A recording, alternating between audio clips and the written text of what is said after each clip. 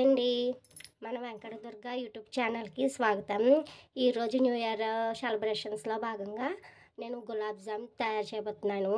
అందుకు 1 cup sugar, 1 cup కాచి చల్లార్చి పెట్టుకున్న పాలు, 1 cup instant gulab jam powder. ఇంకెందుకండి లేటు, మన వీడియోలోకి వెళ్ళిపోవచ్చు. ఇంకండి గులాబ్ జామ్ పౌడర్ అన్నాను కదా, 1 కప్ కూడా ఇందులో వేసుకుని పాలు మనం చూసుకుంటూ వేసుకుంటూ, ఒకేసారి వేయకూడదండి, పాలు చూసుకుంటూ కలుపుకోవాలండి. వేసుకుంటూ చూసుకుంటూ జాజాగా కలుపుకోవాలి పాలుని. ఈ మిశ్రమం గులాబ్ జాము పౌడర్ అంటే సాఫ్ట్గా ఉంటుంది కదండి, ఏమాత్రం లూజు అయినా బాగా రావు, పేస్ట్ అయిపోతాయి. సో కేర్ఫుల్గా చూసుకుని వేసుకోండి, కలుపుకోండి. మనం గులాబ్ జామ్స్ ఎంత సాఫ్ట్గా రావాలి అనుకుంటే అంత సాఫ్ట్గా వస్తాయండి. కాకపోతే పిండి కలిపే విధానంలోనే ఉంటుందండి. ఇదిగోండి ఇలా కలుపుకోవాలి. గులాబ్ జామ్ పిండి ఇంత సాఫ్ట్గా ఉండాలి. దీన్ని ఒక 10 మినిట్స్ రెస్ట్ ఇచ్చేద్దాం.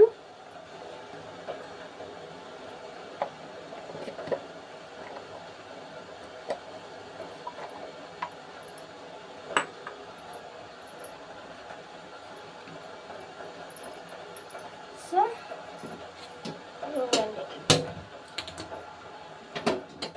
పంచదార పాకం, ఇది ఇంకండి చూసారా పంచదార పాకం. ఇది చాలాసేపు మనకి తీగ పాకం రావాలండి. ఇలా పట్టుకుంటే ఇలా తీగ పాకం రావాలి, అంతసేపు వచ్చేద్దాం.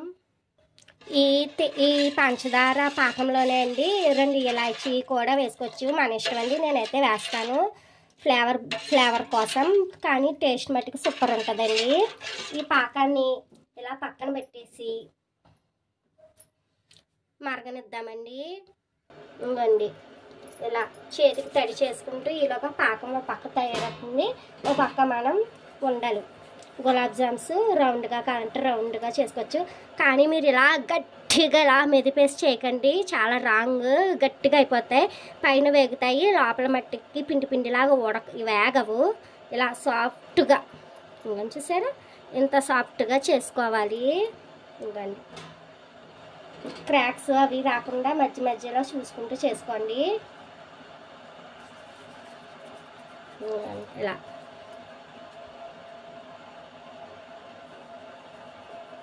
అలా చేసుకోవటమే, చిన్ని బాల్స్ లాగా.